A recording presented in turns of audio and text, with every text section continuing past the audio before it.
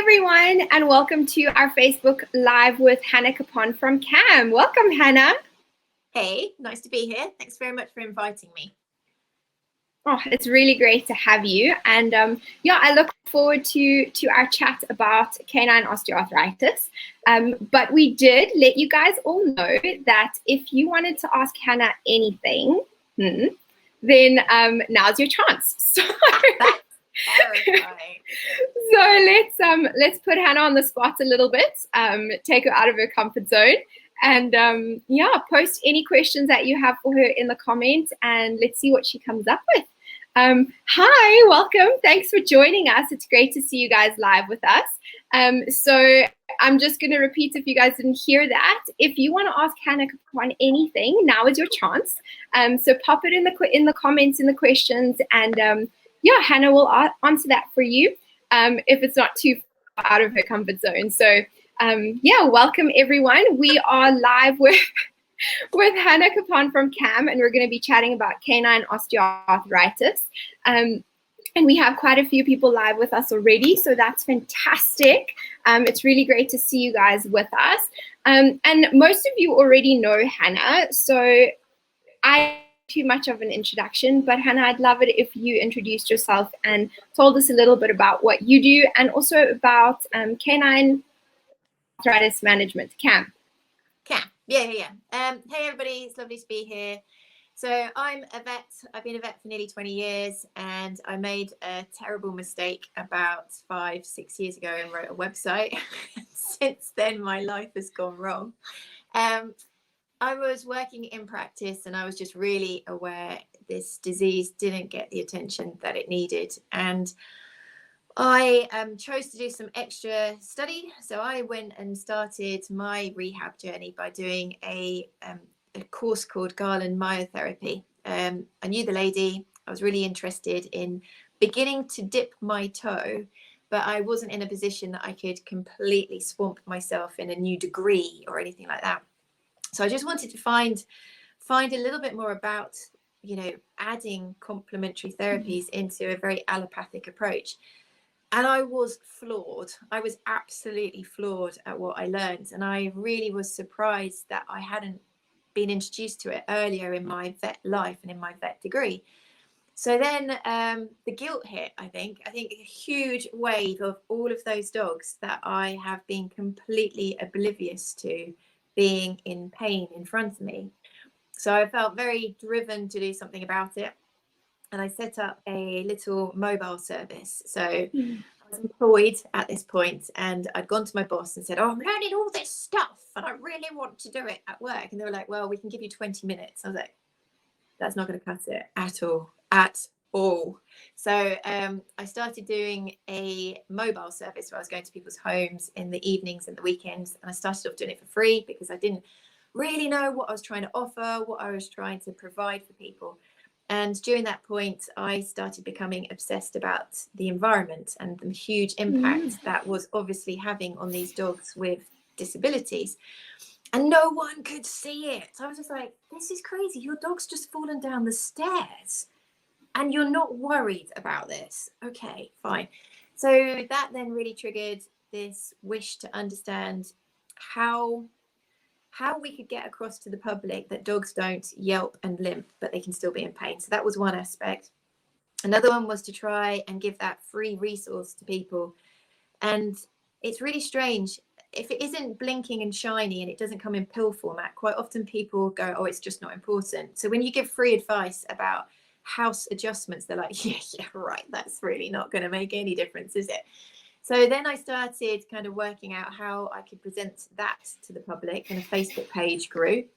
If you go back to the beginning of CAM Facebook, you'll be horrified because it's basically a vet doing through the keyhole. They're going into people's homes, taking photos of these people's homes and going, that's a bad idea. That's a bad idea. You should think about changing this. And it grew really quickly. It was just like, what's happening? And then I thought, okay, I'll write a website. So I used to get up at like 2:00 in the morning to write it before going to work. And it went on for months, about 6 months of hell.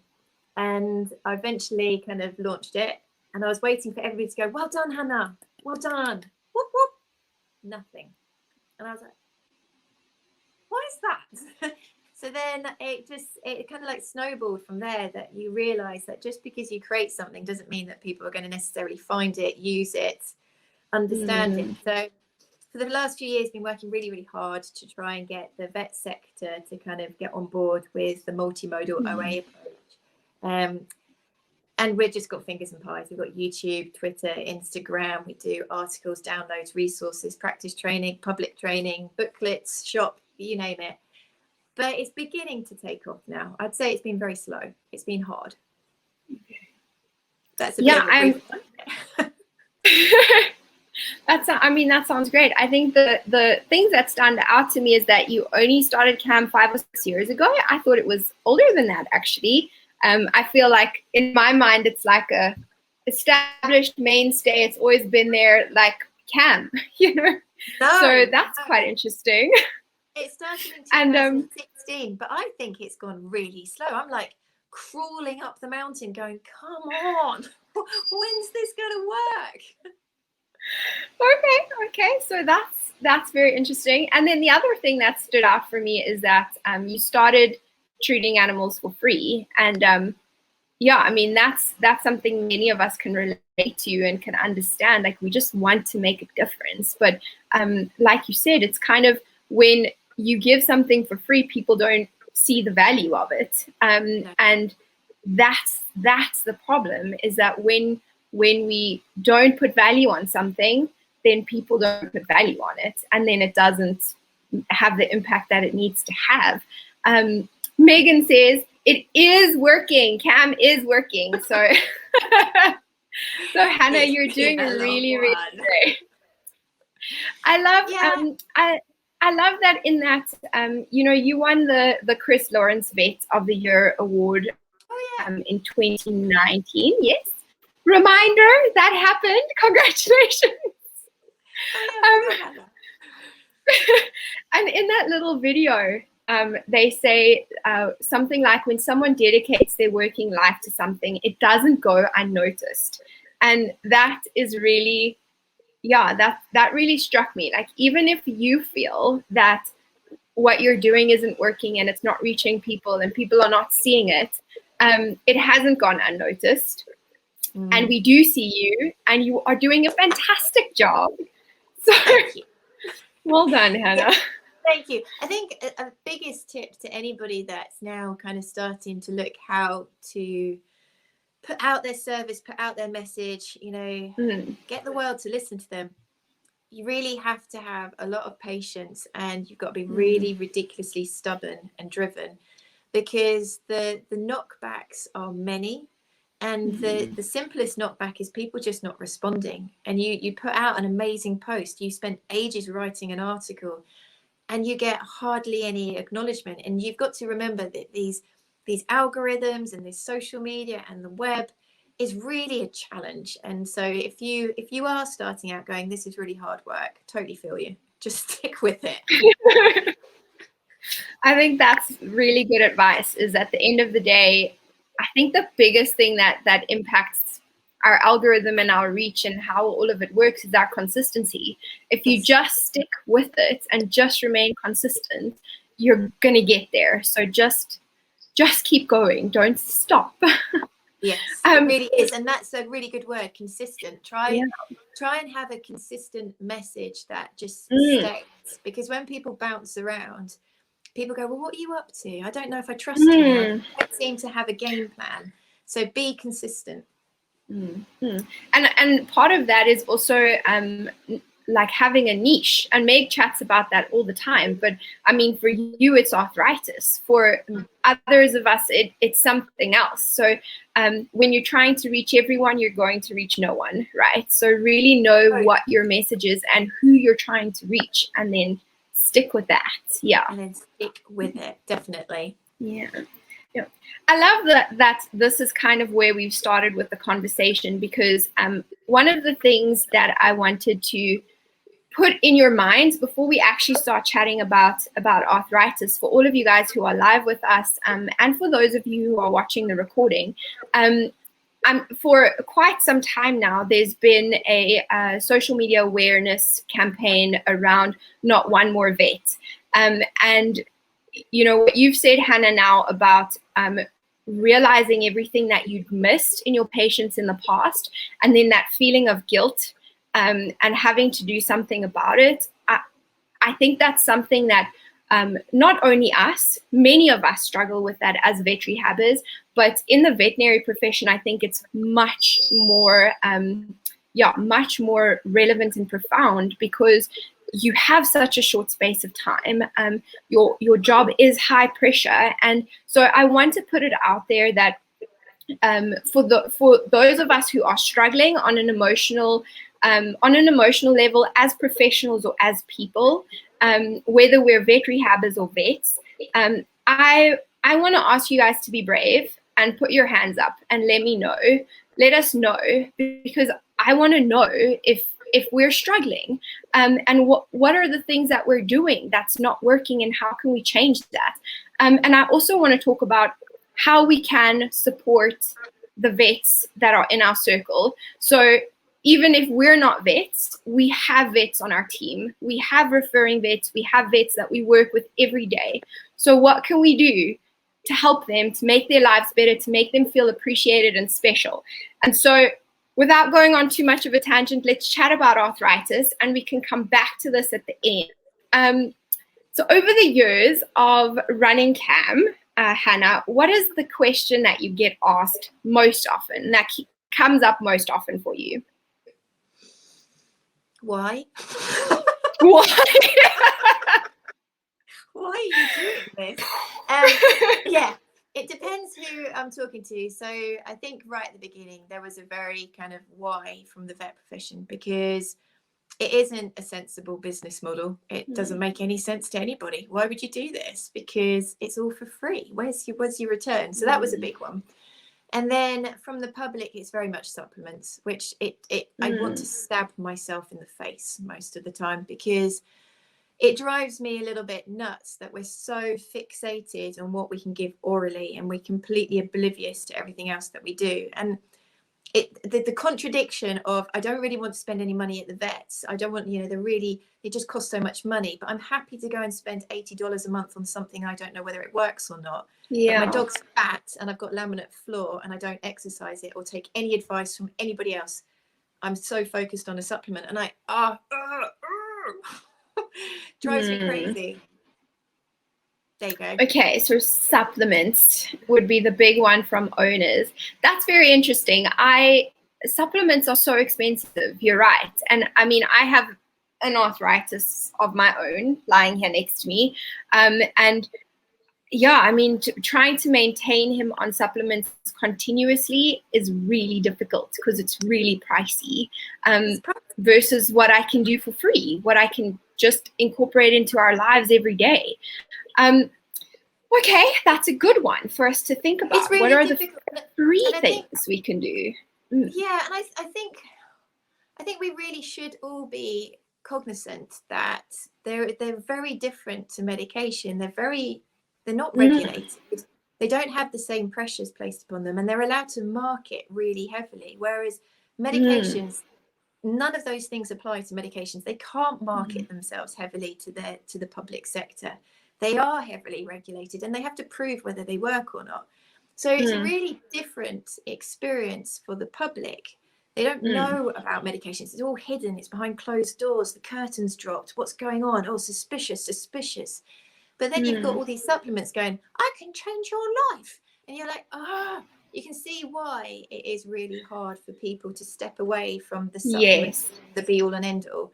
But I just wish that people would open their minds to all the other ways that we can manage this disease. Leilani Alvarez did a lecture for us on choosing nutraceuticals, choosing supplements, and it was fantastic, because really she said that, number one, we need to hold our supplements to the same standards that we hold pharmaceuticals, medications, right? They need to be tested, they need to be regulated, they need to have safety and efficacy studies behind them. And from that, we choose, like from the supplements that are available, we choose the ones that we are going to support, and those are the ones that we advise our clients to use. So if you guys want to know more about supplements, there is that webinar in the members portal. And then, fantastic. So, and then what do you guys have, Hannah, for supplements? So we don't actually support any particular brand because we're evidence-based. So there's very few brands out there that actually have a scientific strong backing. The only one that we can confidently support is Hills JD, because they've got really good quality data that supports that diet does actually benefit mobility, pain, etc.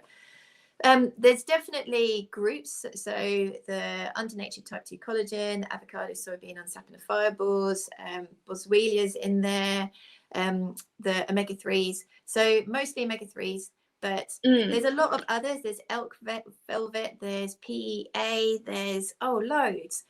But the problem is the owners focus so down on that they forget to get the weight off the dog. They forget to put a rug down. They don't lift the dog in and out of the car, and you see they're going. But can I tell you a story about supplements? I just tell you this story because it's so good. It's like soap opera on online pet health. So somebody texted me and said, I didn't know you support supplements. I went, I don't. And they were like, well, your face is on a supplement product. I was like, what? So we went and checked it out. And this supplement was putting pictures of vets and saying vet approved underneath their names on their website. And you couldn't get hold of there's no contact details at all. You could only purchase. And so we were like, right, you bastards. So we went online and we were like chasing them down, and we found out who the company was. And then we looked at a load of their ads and found out the first person to like every post was the same. So then we're like, this is interesting. So then we followed him, and it turned out his Facebook profile was open. So we could find out exactly who he was. And he was a bodybuilder who had a bodybuilding supplement company. And his posts were always saying, this is the UK's #1 best joint supplement for dogs, clinically proven, all this stuff. So we're like, right. So then we went to Company's House and looked up his company. And his bodybuilding one had lasted 2 years and then folded. And basically, he just rebranded himself to start marketing to dogs because that's where the money is. What? See? That's why I get really, really annoyed, because there's so much junk out there.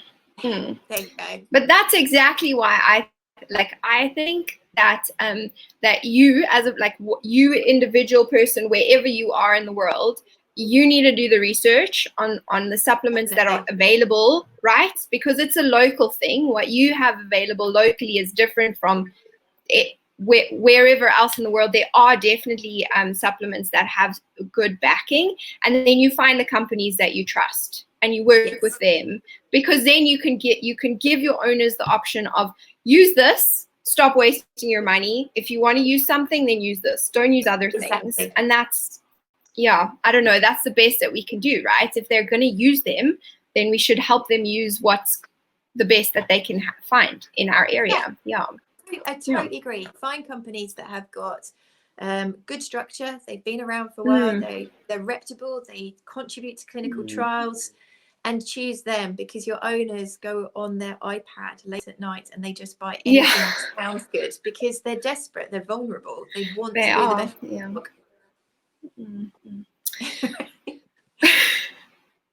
Okay, so I think that we've kind of already touched on my next question, which is what do you think is the #1 thing that we overlook in managing arthritis?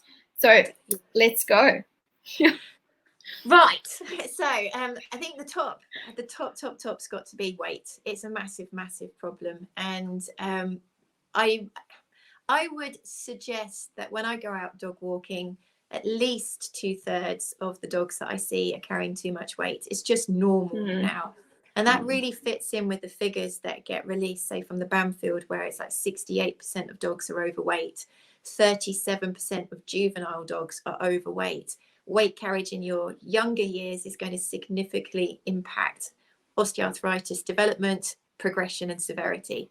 So, we really, really need to focus on weight control in young, healthy dogs all the way through to dogs that are in our care. And then definitely environmental. I have got such a bee in my bonnet, and it's partly because I spent years going into people's homes and watching the way that dogs were trying to navigate around obstacle-full houses, you know, the flooring, the steps, the way that one room drops down into another, and the dog's proprioception's gone, their vision, their balance is gone. And that is a big stumbling block that happens like 10 times a day, jarring through their body 10 times a day. No wonder we don't see the improvement that we wish to. And if you're introducing a rehab plan or a pharmaceutical, you basically are setting it up to not do as well as it could do by not addressing the environment and weight. So, and the other one, exercise. I tell people to reduce the amount of their exercise more often than telling them to increase it. We have people that love their dogs and they just don't want to let go of the bond. That's their relationship. That's what they do. That's the walk that they do. That's the circuit that they do. And you're like, but the dog can't cope with that anymore. Oh, right. So we need to also be really addressing that. And they're all free. They're free. Yeah. It's amazing. They're free. Maybe we should make them not free, and then people will do them, right? It's tricky, isn't it? It's really tricky. So I've been doing loads of free consults recently because of lockdown. And you're right, it's really hard to get people to engage in stuff that takes time. So the reason that supplements and medication is very well received is it's very efficient with time. And they get a very quick buzz of, I'm satisfied, I've done what I needed to do, I've popped the pill, I've done what I need to do. So getting people to actually invest time, energy, thoughts in every single day of their life into doing that is really tough. Okay. What surprises you about osteoarthritis still today, and how people respond to it and manage it? I'm still surprised that people tell me it's boring. All you people say it's boring. You're gone. It's an incredible disease. It's nuts. You know, it's so complex and there's so much to learn about it and how we can influence it. So yeah, that absolutely blows my marbles. That does, when vets are like, "Oh, arthritis is so boring." I'm like, no. No. It's a really fascinating disease, and you can have amazing results with it. So what was the question again? What surprises you about OA and how people respond to it and manage it? I love that people think it's boring. Yeah, I mean, the more you learn about it, the more you're like, oh my gosh, this is a rabbit hole.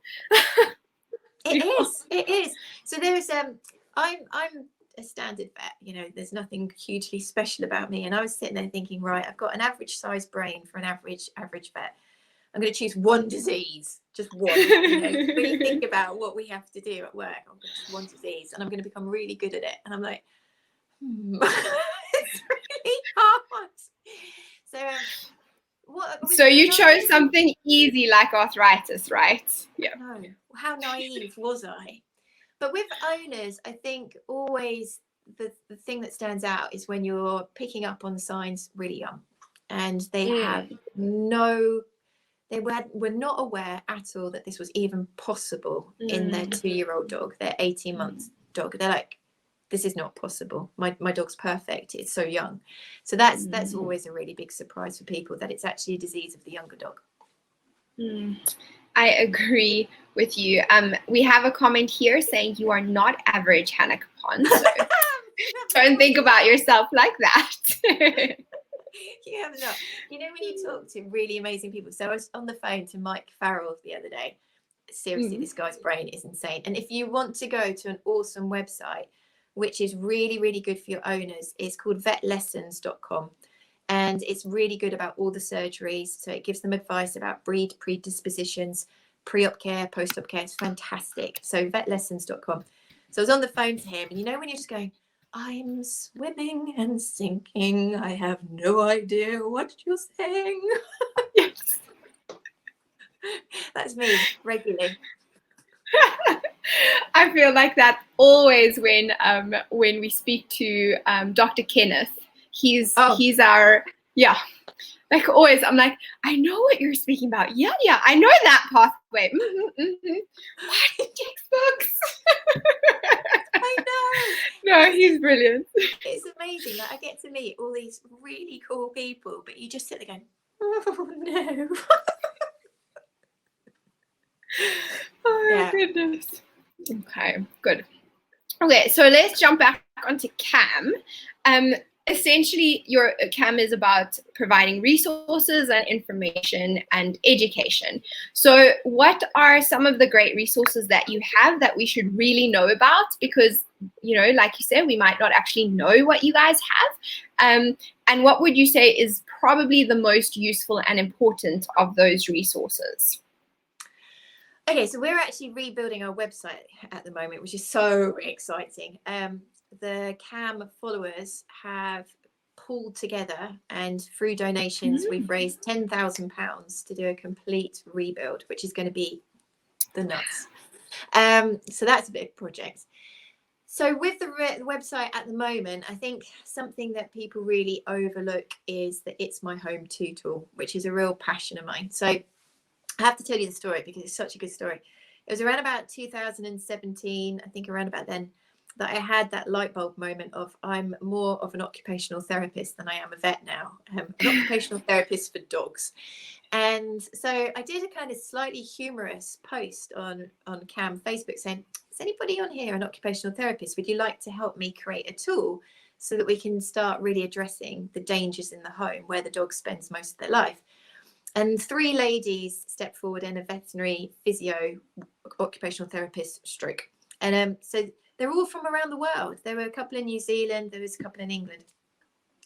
And between them, over about 3 weeks, they met behind the scenes. They didn't know each other, talking about all the tools that they used in their training and in their everyday work. And they chose what's called the Home Fast tool. And then we put out posts onto Facebook asking people what are the most prevalent obstacles in people's homes. And we managed to select out 17 obstacles. And we basically rebuilt the Home Fast tool, but for dogs. You know, it's a massive undertaking. And it's really clever. It's really sensible. It shows global teamwork with multiple skill bases brought together. It's for free. It's on the website. Go use it. Oh, great. PDF. It's so easy. Digital or PDF, easy. I like it. I'm going to go do it now for my home and my dog when we're done and see You do that. what I'm missing. Yeah. And what we've definitely found is human nature that people often believe stuff that's in print. They believe something that someone has taken the time to actually formulate. If it's well branded, if it's consistent, it imposes trust. So quite often, if you were to, in passing, say, "Oh, just put a rug down," the owner will just like, won't even remember that. Yeah. But if you actually give them something that's kind of solid, tangible, you know, they're going to go, okay, this must be important then. Yeah, and for sure. I mean, if you think about our initial consults can often be so information filled, it can be overwhelming for our owners. So giving them something like that they can take home and think about and spend time on helps to solidify the importance, like you've said, and it also helps them remember and maybe adds a little bit more value to what we're trying to tell them to do. I love it. Yeah. Okay, so what is it called? What is it called? It's called It's My Home 2. It's My Home 2. Okay. It's My Home 2. That's the number one to look at. Yeah. Okay, cool. If you guys are already using that, let me know. We'd love to know if you're already using it or if you're going to be using it now.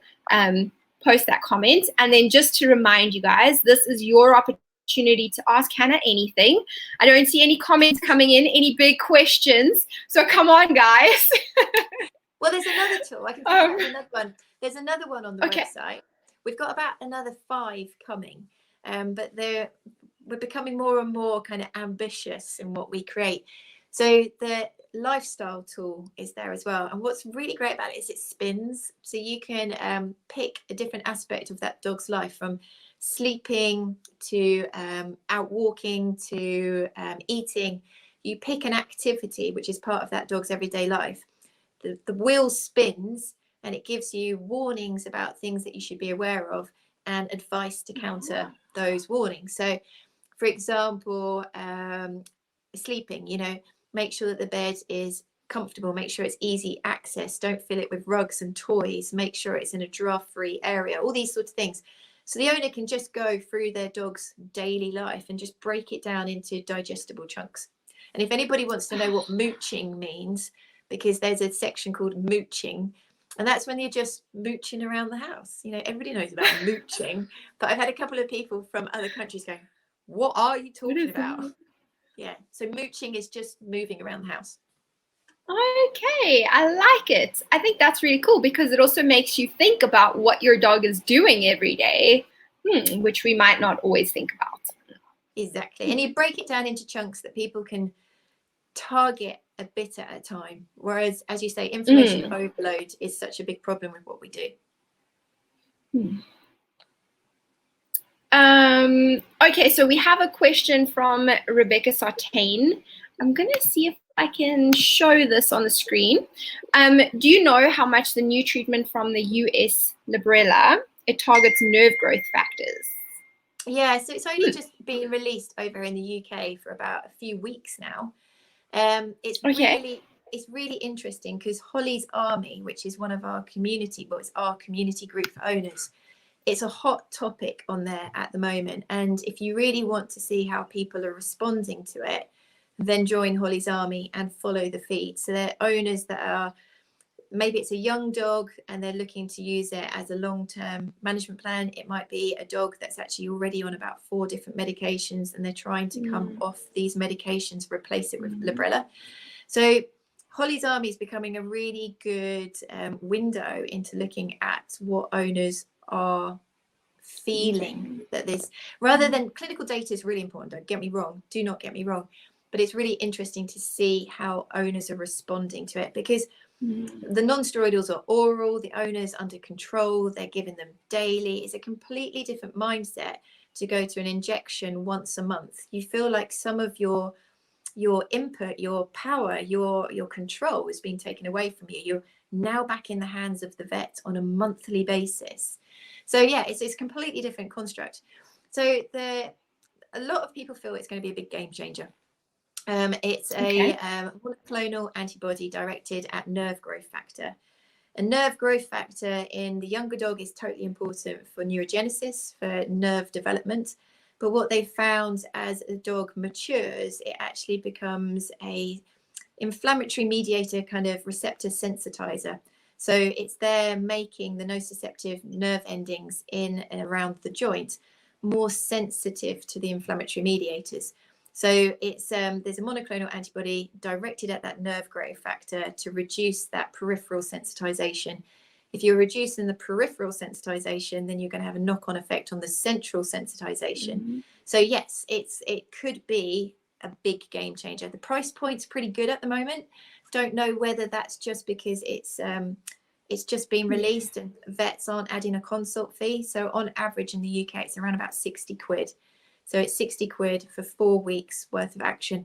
But they've still got to learn a lot about it. There's a lot to be learned with regards to the frequency, what drugs can co-side it. So at the moment, you can keep a dog on a non-steroidal for a 2-week overlap. So as Librela kicks in, the 2 weeks is there as the safety net. But having a non-steroidal alongside Librela for long term is not something that they're aiming for, because there was when it was originally being developed, they had a case of rapidly progressing OA noted in humans. So when monoclonal antibodies for nerve growth factor was being used in humans, they were like, oh my God, their arthritis is progressing really quickly. And a lot of those people were also on a non-steroidal at the same time. So there's a belief that those two combined on a long-term basis isn't ideal. So they're doing this 2-week overlap and then try and get off the non-steroidal. There's some people that are saying, yeah, and you really got to condition your owners to give it a go for, say, 2 or 3 injections to really give it a chance to work, which is really difficult for owners that are trying to wean off an already complex, stable pain management plan. There's a lot of people a bit worried about taking something away, replacing it with the unknown. So it's fascinating. Hope that is very interesting. Yeah, hopefully. We did a Facebook Live question, to be sure, about Librela. There's going to be more because I've got Duncan Lascelles coming back soon. So there will be lots and lots about Librela coming up on cam. Okay, that's fantastic, Rebecca. I think that definitely answers your question. I think for some owners, it's nicer to not be giving them something every day and to be able to just go to the vet once a month. Like, I'm that kind of owner. I just bring you once a month, you jab him, and then he feels great. And then, we carry on with feeling great for the rest of the month. That sounds promising. Rebecca says, thank you. We'll certainly look into further and check out Holly's Army as already a member. Fantastic, Rebecca. Yeah, do check it out and learn vicariously. I learn every day by just reading people's posts. And I think you're right. There's a lot of people that will like the fact that they're going to go into their vet care on a regular basis. And we've seen that with Cytopoint, which is a jab for atopic dermatitis. And there's a lot of people that like the fact that they can go and check in, but there's a lot of people that don't like that, and they want to be more independent. So it's going to be interesting. There's another thing that's here in South Africa, which you guys made me think of now, which is a joint injection called Aquamid, and it has a similar but different name in other places. Do you know anything about that? How's that? Arthramid, yeah? Yeah, so Arthramid in some countries, Aquamid in others, and it's all to do with licensing, I believe. So it's a hydrogel, and it's very much there to replace like the viscosity of the joint fluid, and it seems to impregnate into the joint capsule. So when they've actually done like post-mortem studies, they found that it's got into the wall, or like the synovium into the joint capsule, and whether it helps with some flexibility, getting some more joint range of motion back. But yeah, so I've used it only a few times because I've been out of practice for the last few months, and it takes a while for it to have effect. So the dogs that I've used it on, you're looking at a good 3 weeks before people are really starting to see benefit. You can combine it if you want to use it. If it's a late stage case, you can put it with triamcinolone. But yeah, they're releasing studies. It's in a greater extent by Uppsala, who are trying to bring together the data so that we've got much more understanding about it. Fantastic. So I don't feel like we're putting you on the spot at all, because you just have all the answers. So guys, come up with harder questions. I'm not giving you loads of technical advice though, am I? But, no, it's perfect. I think there's a lot of choice out there now. I think that's what's really interesting. And the toolbox is getting very, very full. And it's now choosing what in the toolbox and when. So at the moment, I feel that our toolbox is like my dad's toolbox, where the hammer's on top of the spanners, on top of the screwdrivers. And, you have to wade for it and go, I don't really know what I'm going to use for this job. Whereas what we really want is that tidy toolbox where the hammer's over there, the screwdriver's there, the nails are over there, and we have an understanding of a flow of how to use them. I agree with you. I think that it can be quite overwhelming trying to find something trying to have a plan, a multimodal plan with everything that we have available to us now. Where do you start, and where do you go? So I think that's a very good point. Yeah, and I think with that also, because we're all professionals, most of us have got this academic requirement that needs to be kind of fulfilled. We tend to migrate to more complicated. Don't forget the foundational. Whilst you're choosing the complicated, that doesn't mean that you neglect the weight control, the lifestyle, the home management. You get the owner education in, you get your objective monitoring in. All of that can be taking place whilst you choose your more complex options. So you've just answered my next question, which is what are the tools that you rely heavily on for treating OA? So like where do you go first? So would you add anything to that? Yeah, well, so I'm a vet.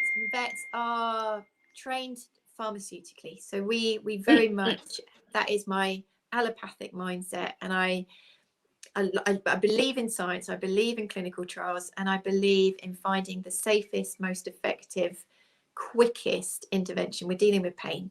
So definitely I am a pharmaceutically driven, but I really, really strongly combine it with owner education, lifestyle adaptation, weight control, exercise modification. I love massage. I'm a massive proponent for massage. I just think it's so powerful on a number of levels, not just physically, but I feel emotionally for the dog, and also hugely for the owner. I feel that it gives me enough time that I can be educating, conversing, empowering at the same time as treating the dog. So I think it ticks a lot of boxes for me. I'm just getting into acupuncture, that's kind of pretty damn cool too. I've got PMF. I use that, but that's in the background because it's allowing me to massage and educate. Yeah, I've got lots and lots of bits and bobs that I do, but I really try to make sure that I am educating and empowering and getting the foundations in place at the same time. Yeah. I love that. I think you're going to love acupuncture. It's a really valuable tool. So enjoy that next step in your journey. So other than the two that we've just discussed, are there any other new and emerging treatments that we should be aware of that might be giving us greater effectiveness in our approach? Yeah, so in the last few years, we've had the Galliprant arrive. So that's the Piprant. So you've got your wealth of non-steroidals, which are the COX-2 specifics. So your Previcox, Robenacoxib, these ones, okay? And now we've got our Piprant, which is Grapiprant, also trade name Galliprant. So that's a really big advancement in reality, because we're working a lot further down the inflammatory cascade. So we're very unlikely to have the same side effects that we do with the more widespread effect on the prostanoid inflammatory cascade. So we're more specific, yes. So that's really cool.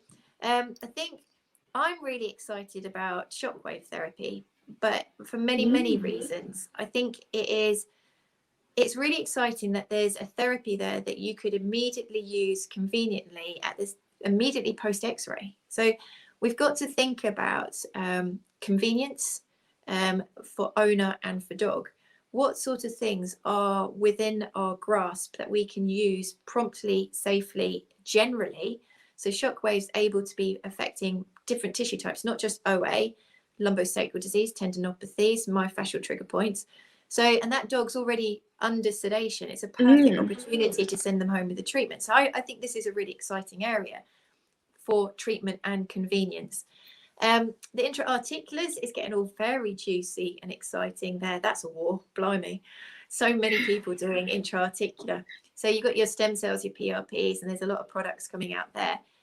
I think the difficulty for that sector is that when you've got dogs that have got multi-limb lameness, they've got multiple issues, the expense is quite high. Where do you start? How much is too much?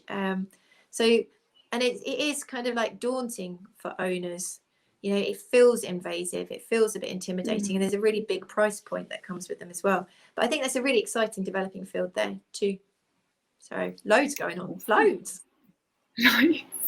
Awesome. I love it. So if there are no other questions from you guys, I mentioned in the beginning that I just want to take a moment for us to think about our mental health, ours, and the vets that we're working with, and perhaps not only them, as we're working within a multidisciplinary team.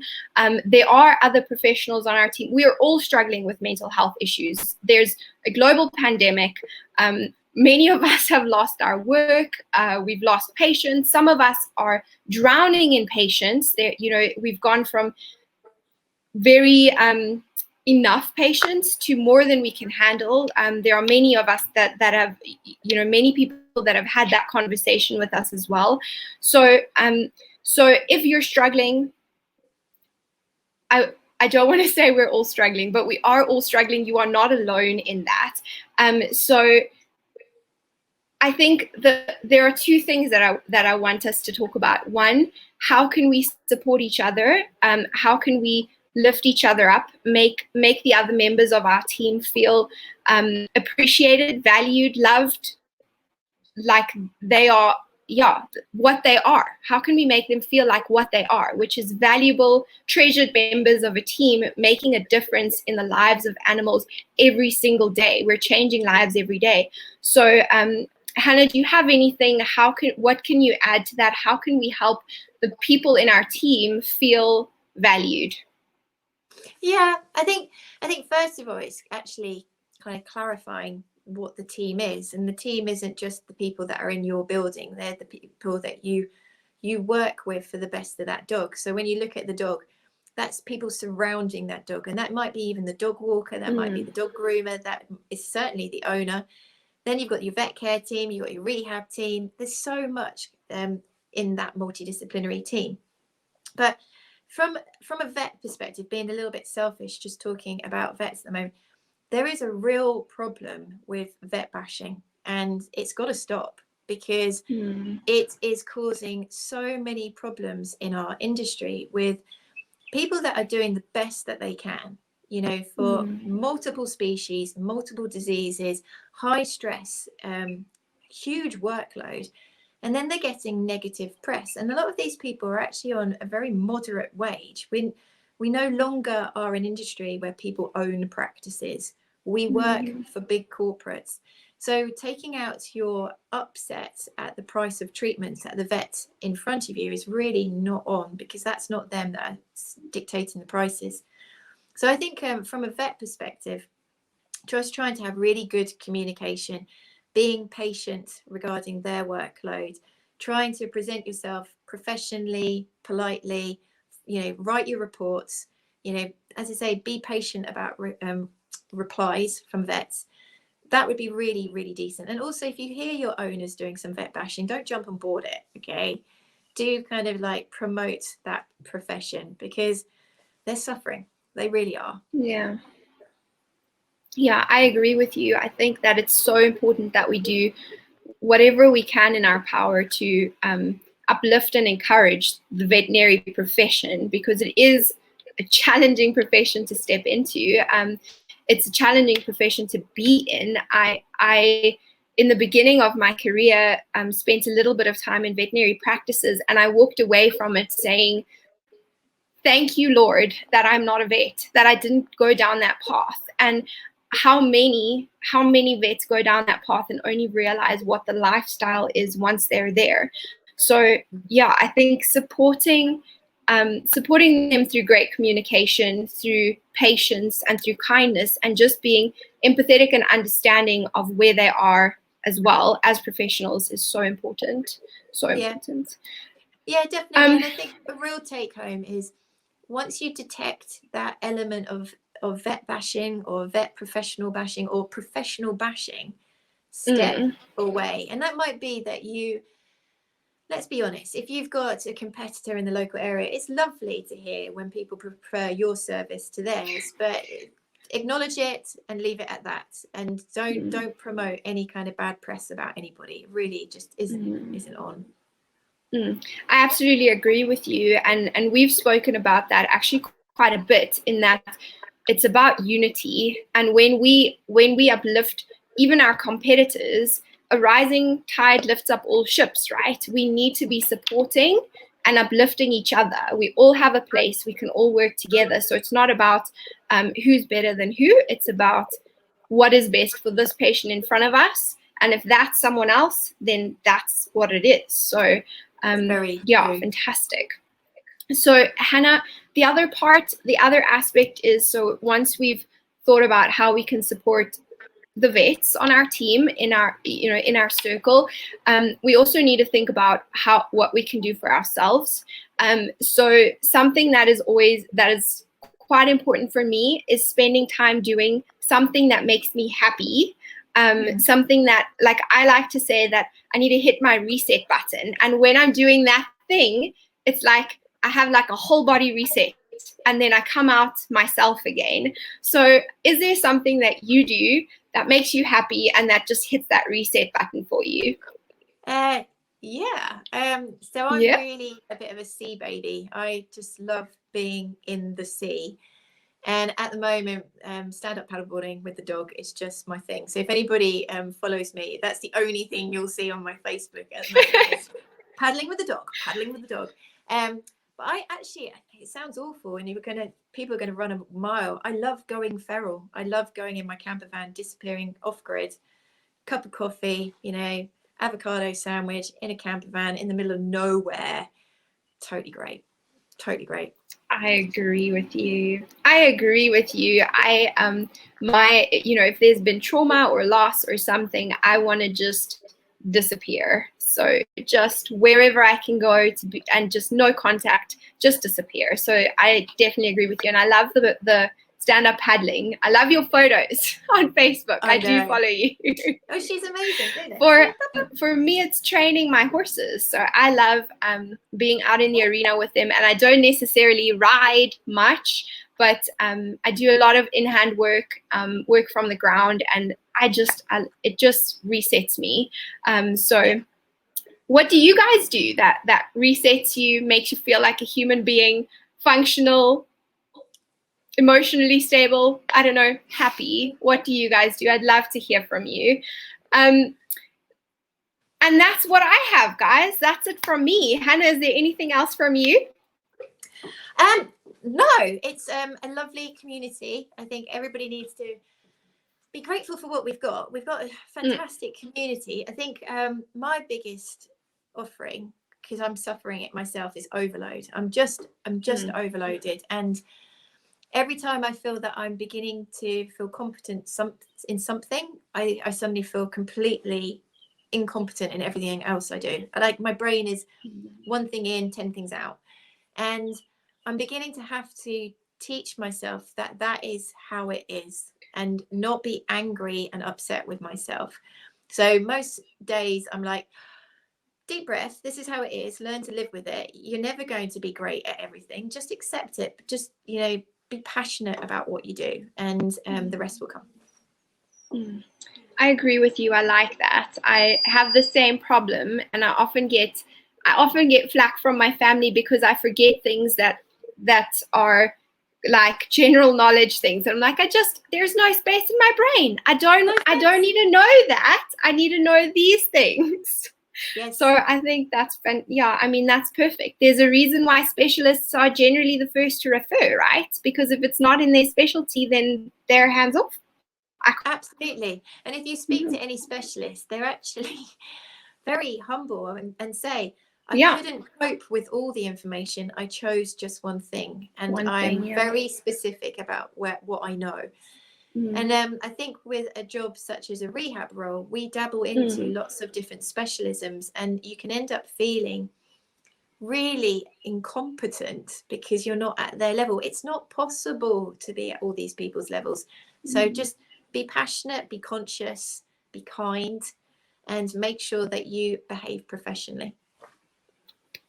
Beautiful. Let's leave it at that. Thank you so much, guys, everyone, for joining us. If you guys have comments or questions, we'll get back to them in the comments if you're watching the recording. So have a wonderful day, everyone. See you later, guys.